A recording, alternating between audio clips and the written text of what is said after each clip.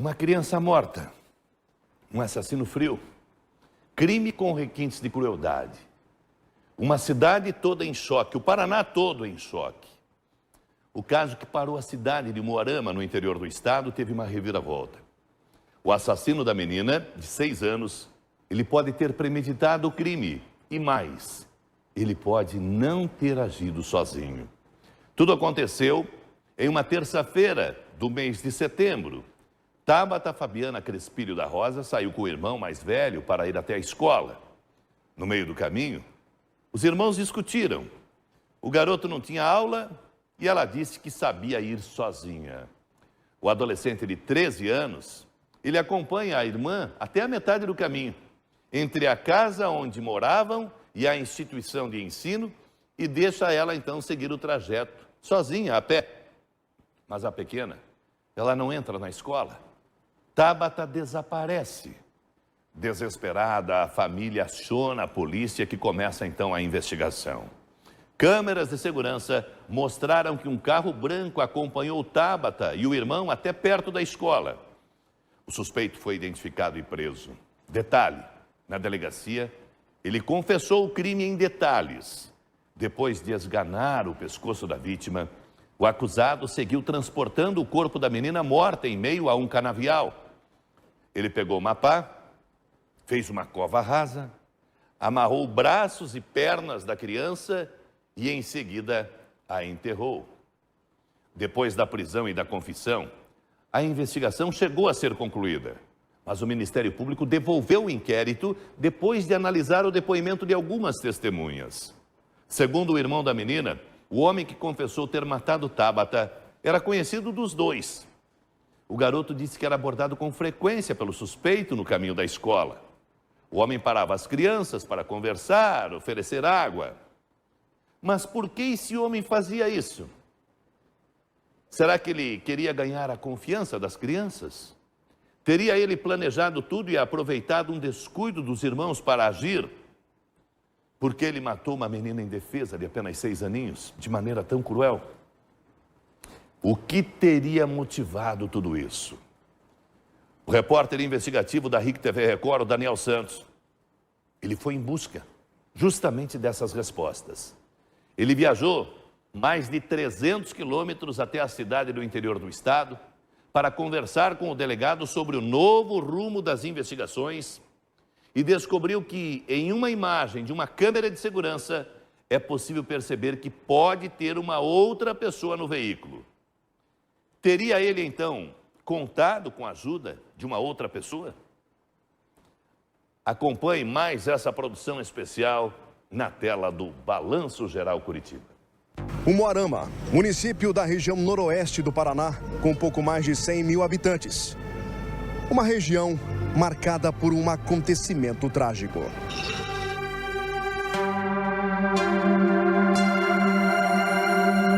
Uma menina de 6 anos desaparece. O corpo é encontrado um dia depois, amarrado e enterrado de cabeça para baixo.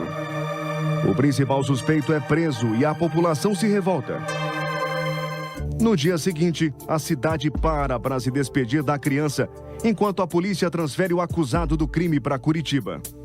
Aos 6 anos, Tabata Fabiana Crespilho da Rosa estudava nessa escola municipal próximo à casa da mãe. Uma menina estudiosa, muito alegre. Era uma criança assim que estava sempre com um batonzinho, era muito feminina, muito queridinha. Então, é uma aluna que nos marcou bastante. Ela tinha 2 irmãos, um adolescente de 13 anos e um bebê recém-nascido. Fabiana, a mãe, se recuperava do parto e não tinha o apoio do pai do filho caçula. Nas semanas que antecederam o desaparecimento, a menina seguiu com o irmão mais velho para a escola. Você imagina uma pessoa operada com um bebezinho, mais 2 crianças. Como que eu ia levar minha filha para a escola? Só que eu fiz de tudo. Tudo que eu podia, no meu alcance, eu fiz. Eu não tinha condições financeiras para pagar uma coisa para levar ela. E meu filho, ele já tem 13 anos, já é uma criança grande. Ele é maior que eu. Entendeu? E você pediu que ele levasse a menina até a escola. Enquanto eu não aguentasse levar. Chega o dia que ela sai de casa e não volta. Fernanda morava nessa casa com os 2 filhos, sendo a caçula Tabata. E foi por esse caminho que ela seguiu acompanhada do irmão mais velho para seguir para a escola. Caminhada de cerca de 3 quilômetros. Parte desse percurso é registrada por câmeras de monitoramento. Naquela tarde, a criança participaria das aulas de educação física. Mas a cerca de 500 metros da escola, o irmão deixa ela seguir sozinha. Esse dia ele deixou a Tata lá porque a Tata foi brigando com ele até lá. Porque ela já sabia ir sozinha. Disse que ela já sabia ir sozinha e não queria que ele levasse. Disse que foi brigando com ele até lá. O adolescente não sabia, mas estava se despedindo da irmã. Os últimos passos de Tabata foram dados aqui, bem próximo à escola Rui Barbosa. É uma escola municipal onde ela estudava o primeiro ano. Só que no início daquela tarde, ela não virou à direita para seguir em direção àquele portão azul lá na frente, não. Ela foi reto. Até lá embaixo, naquele quebra-mola, perto de onde está aquele veículo branco estacionado. Lá, ela entrou em um carro e não foi mais vista. Nos fins de tarde, uma vizinha sempre ajudava a Fabiana. Ela acompanhava a Tabata da escola para casa. Mas nesse dia ela volta e a menina não. Minha filha sempre vinha com a vizinha. E eu notei que a vizinha chegou e minha filha não chegou. Deu 5h30, minha filha não chegou. Eu falei, Breno, corre lá na escola ver o que está acontecendo, que a Tabata não chegou. O irmão corre para buscar Tabata. A escola já está fechada. Deu 6 horas, ela não chegou. Deu 6h30, ela não chegou. Aí chegou uma cliente minha, lá em casa. Eu falei, pelo amor de Deus, leva eu. Ela falou, não, Fernanda, eu te levo. Nós fomos na escola, nós fomos na casa dos amigos e nada, nós não achava ela. Aí começou a me dar um desespero. Aí eu liguei lá pro bispo da minha igreja, mandei uma mensagem para ele. Falei assim, minha filha desapareceu, eu não vou na igreja, porque nós ia na igreja aquele dia. Na terça-feira eu vou no culto, 7 horas. Aí ela desapareceu. Aí eu liguei, eu mandei uma mensagem, acho que pra ele. Aí ele pegou e falou assim, Fernanda, vai na delegacia. A família procura a polícia, denuncia o desaparecimento. A partir das imagens de câmeras de segurança, um carro com as mesmas características é localizado na área central de Umuarama. Um homem é preso. Eduardo Leonildo da Silva, de 30 anos, é levado para a delegacia. Na polícia, Eduardo diz que pegou a menina e não matou.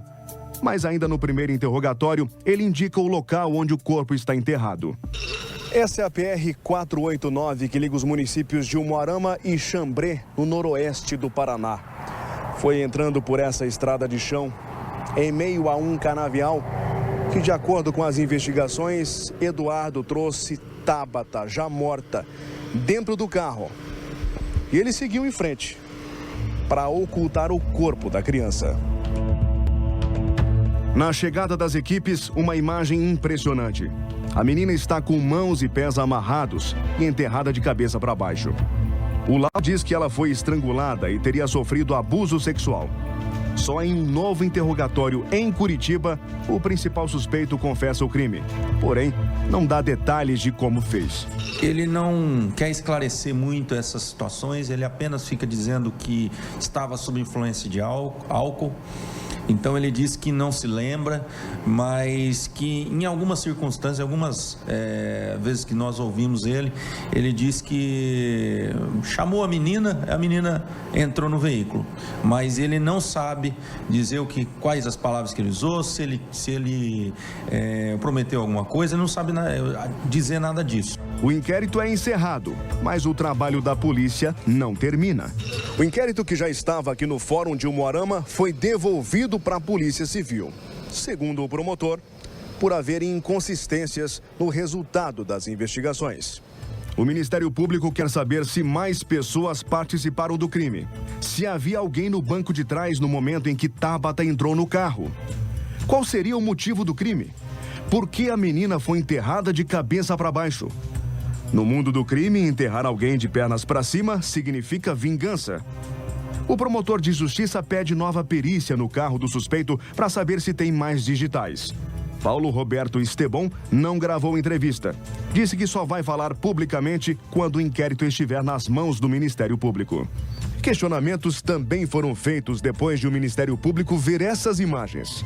O braço é do motorista ou de alguém do banco de trás do carro? As gravações estão com erros nos horários. Na verdade, era início de tarde.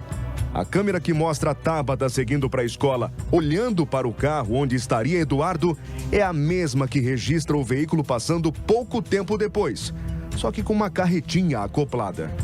Ele pega a menor por volta da 1h05, 1h06. Depois retorna a uma padaria próxima do local onde ele pegou a menina, por volta das 2h, próximos das 2h, um pouquinho depois das 2h. Então teve esse momento aí de 1 hora, um espaço de 1 hora. Não é pouco tempo para um homem pegar uma criança e fazer tudo o que ele fez, matar, amarrar, cavar um buraco, enterrar e voltar para a cidade? Isso foi objeto de questionamento também, mas ele diz aos investigadores que ele sai dali, logo que ele pega a menor, ele já mata ela, né? E a leva até o local onde ele enterrou. Lá no local ele aproveita uma erosão que já está praticamente cavado o buraco, aproveita ali, tira mais um pouco de terra, joga essa menina, ele amarra ela e joga ela de qualquer jeito dentro do buraco e fecha. O delegado diz que seguiu as recomendações do MP. Veio a Curitiba ouvir Eduardo novamente. Ele já estava preso em Curitiba há algum tempo, teve acesso ao advogado, o seu advogado o orientou a somente falar em juízo. Então essa nossa oitiva ficou prejudicada nesse sentido, onde ele não pôde esclarecer os fatos corretamente para a gente. É um direito constitucional dele, a gente tem que respeitar, e isso vai ser explorado com certeza em juízo. Ainda em Umuarama, procuramos a família de Eduardo. Localizamos a namorada, o pai adotivo e a mãe. Ameaçada de morte, ela prefere não aparecer. Mãe e filho tiveram um contato depois da prisão dele. E ele falou pra mim que a verdade ia aparecer. Só me pediu perdão, né? E que a verdade ia aparecer. Que verdade? Eu não sei. Eu quero ouvir dele, eu quero ir em Curitiba pessoalmente, se um dia eu puder, para perguntar para ele, para ouvir dele. Por que isso? Por que essa situação toda? Outra informação só veio à tona depois da morte da menina. O homem acusado do crime e os 2 filhos mais velhos de Fernanda já se conheciam.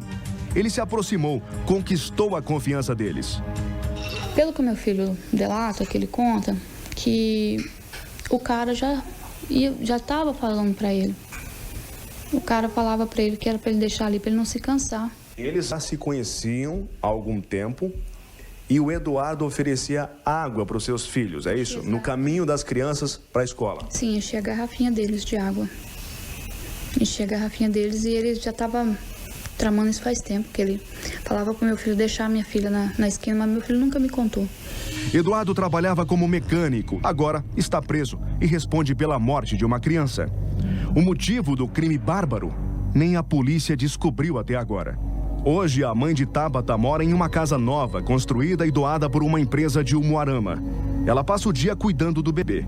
O filho mais velho, de 13 anos, foi morar com o pai no norte do país. Falta a filha do meio. Agora, só nas lembranças de Fernanda. Eu não gosto de falar.